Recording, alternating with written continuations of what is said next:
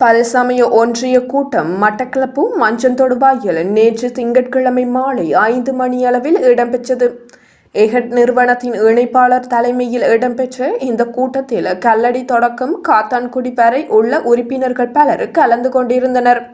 1986ஆம் ஆண்டு ஆரம்பிக்கப்பட்ட பல்சமய ஒன்றியம் 2017ஆம் ஆண்டு முதல் கிளை சங்கமாக செயற்படத் தொடங்கியது.